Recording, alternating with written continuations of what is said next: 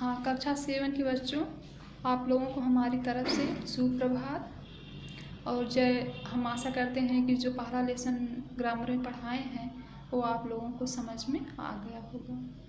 तो देखिए आगे दूसरा लेसन है। दूसरे लेसन का नाम है वर्ण विचार, फोनोलॉजी।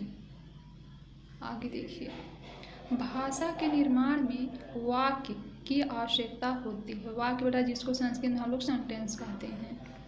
वाक्य का निर्माण शब्दों से होता है और शब्द वर्णों से बनते हैं। अब बेटा देखिए यहाँ पर ध्यान दीजिए, वाक्यों का निर्माण शब्दों से होता है और शब्दों का निर्माण वर्णों से होता है। वर्ण यानी अक्षर, है ना। तो वर्ण भाषा के उच्चरित तथा लिखित दोनों रूपों के प्रतीक हैं और ये ही भाषा की लघुत्तम इकाई है। यदि कोई पूछ दे कि भाषा की सबसे छोटी इकाई क्या है, तो भाषा की सबसे छोटी इकाई वर्ण या अक्षर होते हैं जिनके हम टुकड़े नहीं कर सकते। देखिए निम्नांकित चित्रों को देखिए और उनके नीचे दिए शब्दों को पढ़िए। देखिए ये हिमालय पर्वत दिया है, ये जलपोत है ना। तो चित्रों के नीचे दिए शब्दों के खंड करके इन्हें निम्नलिखित प्रकार से लिखा जा सकता है। जैसे हिमालय है, तो इसमें से हा में से जब छोटी ई निकाल देंगे तो हा के नीचे हलंत लग जाएगा। इस हलंत का अर्थ होता है आधा। फिर देखिए माँ है तो माँ पर बड़ा की मात्रा है, माँ में से बड़ा निकाल देंगे तो यहाँ आधा हो जाएगा। फिर देखिए ला है, ला में छोटा आ। बेटा जितने भी व्यंजन होते हैं सब व्यंजन में छोटा आ छिपा रहता है। जब हम छोटे आ को निकाल देते हैं तो अब व्यंजन जो है आधा हो जाता है। देखिए ला में से छोटा आ निकल गया तो आधा हो गया ये। फिर या में से आ निकल गया तो होगा, सब मिला करके हो गया हिमालय। हाँ देखिए ऐसे है जलपोत। तो ज आधा ज प्लस आ प्लस आधा ला प्लस आ फिर प्लस आधा पा, नीचे हलंत हो गया तो आधा पा प्लस ओ प्लस आधा ता प्लस आ, सब मिलाकर हो गया जलपोत। अगर इन खंडों के हम और टुकड़े करना चाहें तो इनके टुकड़े नहीं हो सकते हैं क्योंकि ये मूल ध्वनियाँ हैं। इन्हें ही वर्ण या अक्षर कहा जाता है। अब देखिए परिभाषा में है, वह छोटी से छोटी मूल ध्वनि जिसके और खंड नहीं किए जा सकते हैं वर्ण या अक्षर कहलाती हैं। सबसे छोटी इकाई वर्ण या अक्षर होता है जिसके टुकड़े। आगे देखिए वर्णमाला, अल्फाबेट। वर्णों के क्रमबद्ध समूह को वर्णमाला कहते हैं। वर्णों के क्रमबद्ध समूह को वर्णमाला कहते हैं। हिंदी वर्णमाला को 2 भागों में बांटा गया है जो कि आप पीछे कक्षाओं में पढ़ भी चुके हैं। इसमें पहला स्वर यानी वावेल, दूसरा है व्यंजन कॉन्सोनेंट, है ना। तो स्वर में देखिए क्या है, वावेल में जिन वर्णों ध्वनियों का उच्चारण बिना किसी की सहायता से स्वतंत्र रूप से किया जाता है उन्हें स्वर कहते हैं। इनकी संख्या 11 होती है।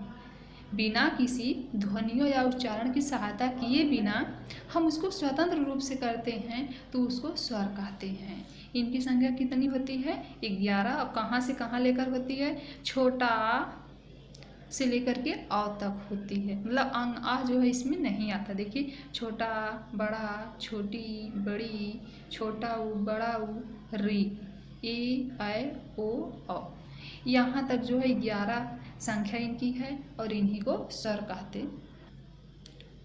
स्वर के भेद। स्वर के निम्नलिखित 3 भेद होते हैं। पहला है ह्रास स्वर यानी शॉर्ट वावेल। जिन वर्णों के उच्चारण में सबसे कम समय लगता है उन्हें ह्रास स्वर कहते हैं। जैसे छोटा आ, छोटी ई, छोटा ऊ, री में भी छोटी बड़ी होती है, यहाँ पर डबल हो जाता है तो बड़ी री होती है। इसमें भी 2 तरह के स्वर होते हैं। और दूसरा देखिए दीर्घ स्वर लॉन्ग वावेल।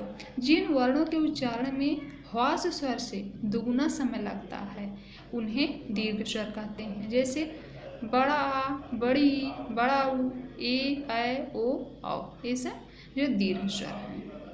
अब तीसरा प्लुत स्वर। प्लुत स्वर में देखिए लांगर वावेल्स। जिन स्वरों में लगभग 3 गुना समय लगता है वे प्लुत स्वर कहलाते हैं। प्लुत स्वर प्रकट करने के लिए स्वर के आगे 3 का चिन्ह अंकित कर देते हैं, जैसे ओम, है ना। अब आगे देखिए, स्वरों की मात्राएं, सिंग्स ऑफ वावेल्स। स्वरों को जब व्यंजनों के साथ मिलाकर लिखा जाता है तब इनके चिन्हों का प्रयोग किया जाता है। इन्हीं चिन्हों को मात्राएं कहते हैं। ह्वास छोटा आ की मात्रा का कोई चिन्ह नहीं होता है, किंतु जब यह छोटा आ किसी व्यंजन वर्ण में लगता है तब व्यंजन वर्ण का हलंत का चिन्ह हट जाता है। जैसा कि हम पिछले क्लास में समझाए थे कि का में से छोटा आ निकाल दिया जाता है तो का के नीचे हलंत लग जाता है। यदि किसी व्यंजन वर्ण के नीचे हलंत का चिन्ह ना लगा हो तो समझ लेना चाहिए कि इसमें ह्वास आ की मात्रा लगी है। वैसे जितना भी व्यंजन शब्द होते हैं सब में जो है छोटा आ लगा रहता है।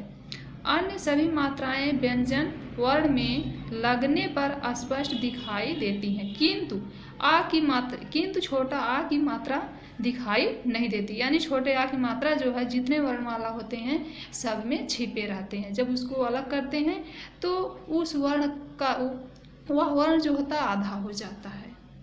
स्वरों की मात्राओं को प्रकट करने के लिए जो चिन्ह निर्धारित किए गए हैं वे निम्नलिखित हैं। नीचे देखिए, ये स्वर हैं, ये मात्राएं हैं। तो छोटा आ का चिन्ह ऐसे होता है जैसे डैश की तरह से, बड़ा आ का लकीर आप लोग जानते ही हैं। और छोटी बड़ी की मात्रा में आप लोग ध्यान दीजिएगा, क्योंकि आप लोग ऐसी गलतियाँ ज़्यादा करते हैं। छोटी की मात्रा इधर से होती है, यानी बाएं से दाहिने तरफ होती है, और बड़ी की मात्रा दाहिने से बाएं तरफ होती है। छोटा ऊ बड़ा ऊ, देखिए छोटे ऊ का जब हम लोग उच्चारण करते हैं तो इसमें कम समय लगता है, और बड़े ऊ को उच्चारण करते हैं तो ज़्यादा समय लगता है। ऐसे री, ए, आई, ओ, औ, है ना, ये सब की मात्राओं को ध्यान दीजिएगा। प्रयोग है, देखिए का है, का पूरा है, इसमें मात्रा आ गया। फिर का पर बड़ा की मात्रा है, का पर छोटी की मात्रा है, यहाँ पर का पर बड़ी की मात्रा है। लेकिन यहाँ पर जहाँ पर बड़ा बड़ा है वहाँ का स्वर ज़्यादा होगा। जैसे की, कू है तो कू को धीरे से कहेंगे, और जहाँ पर बड़ा की मात्रा है तो वहाँ कू कहेंगे। तो ऐसे सब आप लोग पढ़ लीजिएगा। आगे देखिए, व्यंजन कॉन्सोनेंट्स। जिन वर्णों के उच्चारण में स्वर वर्णों की सहायता की जरूरत पड़ती है उन्हें व्यंजन कहते हैं। इनकी संख्या 39 होती है। जैसा कि हम आप लोगों को समझा दिए हैं कि स्वर का जब हम उच्चारण करते हैं तो उसमें किसी भी ध्वनि की सहायता नहीं लेनी पड़ती है। स्वर अपने आप में स्वतंत्र होता है। और जो व्यंजन होता है, व्यंजन के उच्चारण के लिए हमें जो स्वर की आवश्यकता पड़ती है या स्वर की सहायता लेनी पड़ती है। आप देखिए, निम्नलिखित व्यंजनों को पढ़िए। अब यही आपके व्यंजन हैं। देखिए, का से अंगा तक, यानी का वर्ग है, और चा वर्ग, चा से यहाँ तक। फिर टा वर्ग, ये सब आप लोग पढ़े भी हैं, है ना। तो ये जो 3 लाइन है इसको स्पर्श व्यंजन कहते हैं। ता वर्ग, देखिए ता से लेकर के ना तक है। फिर पा वर्ग, पा फा बा भा मा है। अब नीचे देखिए, या रा ला वा शा, नहीं, या रा ला वा, ये अंतस्थ व्यंजन है। और बड़ा सा, खटी सा, छोटा सा, हा, ये ऊष्म व्यंजन के अंतर्गत आते हैं। और छा, त्रा, ज्ञा, स्रा, ये संयुक्त व्यंजन होते हैं, क्योंकि इनका जब हम उच्चारण करते हैं तो इसमें लगता है कि 2-2 शब्द मिल करके बनी हैं। व्यंजन के भेद, काइंड्स ऑफ कॉन्सोनेंट्स। व्यंजन को निम्नलिखित भागों में विभाजित किया जा सकता है। नंबर 1 है स्पर्श व्यंजन, मूल कॉन्सोनेंट्स। का से लेकर के मा तक के 25 वर्ण स्पर्श व्यंजन के अंतर्गत आते हैं। इनके उच्चारण में जिह्वा मुख के विभिन्न भागों का स्पर्श करती है, इसी कारण इन्हें स्पर्श व्यंजन कहते हैं। हाँ, दूसरा है अंतस्थ व्यंजन, सेमी कॉन्सोनेंट्स। य, र, ल, व वर्ण अंतस्थ व्यंजन के अंतर्गत आते हैं। इनका उच्चारण स्वर और व्यंजनों के बीच का होता है, स्वर और व्यंजन के बीच का होता है, अतः इन्हें अंतस्थ व्यंजन कहते हैं। तीसरा है ऊष्म व्यंजन, सिबिलेंट्स। बड़ा सा, खट्टी सा, छोटा सा हा वर्ण ऊष्म व्यंजन के अंतर्गत आते हैं। इनके उच्चारण के समय मुख से गर्म वायु निकलती है, इसलिए ऊष्म व्यंजन कहलाते हैं। जब हम इनका उच्चारण करते हैं तब हमारे मुख से गर्म वायु निकलती है, इसलिए उनको ऊष्म व्यंजन कहते हैं। ऊष्म माने गर्म होता ही है। अगला है संयुक्त व्यंजन, अदर कॉन्सोनेंट्स छ, त्र, ज्ञ, स्रा वर्ण संयुक्त व्यंजन के अंतर्गत आते हैं। ये वर्ण दो वर्णों से मिलकर बने हैं, अतः इन्हें संयुक्त व्यंजन कहते हैं। जैसे छ है तो का प्लस खाटी सा, ये छा का हम मतलब विच्छेद करेंगे तो का प्लस खाटी सा मिलकर के छा हो जाएगा। फिर ज्ञा है तो जा प्लस या, जो चछा जछा यहाँ होता है, ये मिलकर ज्ञा होता है। फिर देखिए त्रा है तो आधा ता प्लस रा मिलकर के त्रा होता है। स्रा में देखिए सा जो है 3 तरफ होते हैं, लेकिन बड़ा सा और प्लस रा मिलकर के स्रा होता है। अगला है अतिरिक्त वर्ण अदर कॉन्सोनेंट्स।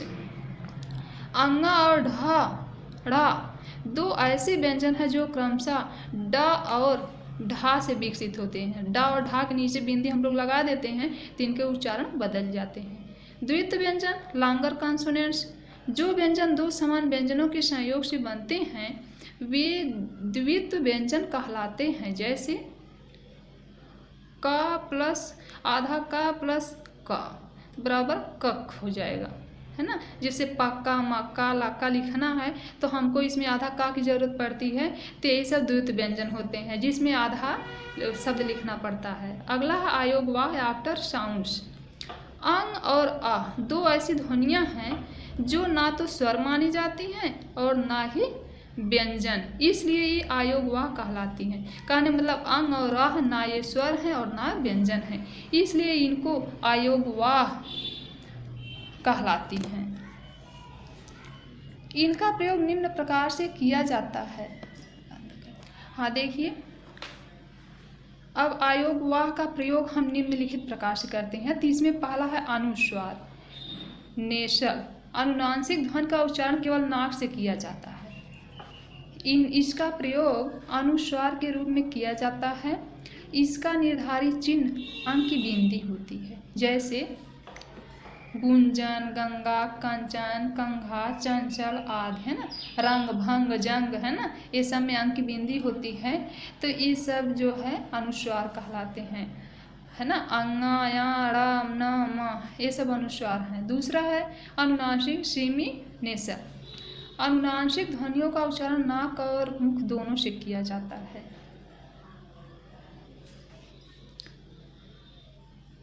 अनुनासिक ध्वनियों का उच्चारण नाक और मुख दोनों से किया जाता है। इसका निर्धारित चिन्ह चंद्र बिंदु होता है। आप लोग जानते हैं जैसे चाँद हुआ, पहुँच हुआ, है ना, इसे चंद्र बिंदु भी कहते हैं। जैसे चाँद, आँख, पूंछ, पाँच, नाच। विसर्ग कलन उच्चारण के समय इसकी ध्वनि हा के रूप में निकलती है, विसर्ग की। इसका निर्धारित चिन्ह है आह की बिंदी। विसर्ग मतलब आह की बिंदी। जैसे दुख, प्रातः, पूर्णतः, अतः आदि। विसर्ग का चिन्ह 2 बिंदी होता है। वर्णों का उच्चारण स्थान। वर्णों को मुख के जिस भाग से बोला जाता है वह उच्चारण का स्थान कहलाता है। मतलब वर्णों का जब हम उच्चारण करते हैं तो हमारे मुख के जिस भाग का अधिक प्रयोग होता है उसको उच्चारण का स्थान कहलाते हैं। तो आगे देखिए, वर्ण है, उच्चारण स्थान है और फिर उसके नाम है। तो देखिए आ छोटा आ और क, ख, ग, घ, अंगा, हा और विसर्ग, ये सब कंठ से, कंठ इसका उच्चारण स्थान है और इसका नाम है कंठ है। कोई पूछ दे कि ये सब कैसे वर्ण है तो ये सब कंठ वर्ण है। अगला है छोटी, बड़ी, च, छ, ज, झ, या और बड़ा सा, ये सब तालु स्थान है और ताला बे कहलाते हैं। री, ट, ठ, ड, ढ, ड़, र और खटी सा ये मूर्धा स्थान है इसका उच्चारण करने का और नाम मूर्धन्य है।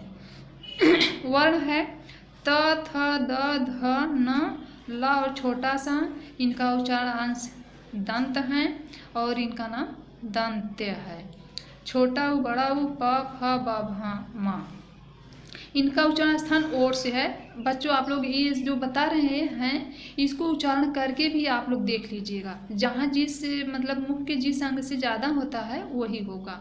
अब देखिए छोटा उ, बड़ा उ, पा, फा, बा, भा, म, इसको आप करेंगे तो इसमें जो है ओर से मतलब ओठ का प्रयोग अधिक करते हैं। तो इसका नाम है ओष्ठ है। ई, अय, इनका स्थान कंठ तालु यानी कंठ और तालु से हम उच्चारण करते हैं और इनका नाम है कंठ तालव्य। आगे देखिए ओ, औ। ओ वाव का जब हम उच्चारण करते हैं, आप लोग उच्चारण करके देख लीजिए, ओ और जो कंठ और ओष्ठ यानी गले और ओठ दोनों का प्रयोग होता है, इसलिए इसको हम कंठोष्ठ है कहते हैं। अब देखिए वा है, तो वा का प्रयोग, वा का उच्चारण जब हम करते हैं तो दांत और ओष्ठ दोनों का प्रयोग करते हैं, तो इसलिए इसका नाम क्या है, दंतोष्ठ। जहाँ दांत और ओठ दोनों का प्रयोग करेंगे तो उसको हम दंतोष्ठ वर्ण कहेंगे। अगला है अंगा या ड़ न मा। ये 5 जो है, ये पांचों का उच्चारण हम नाक से करते हैं, यानी नासिका से करते हैं। इसका स्वर जो है नाक के रास्ते से बाहर आता है, इसलिए नासिक इसको कहते हैं।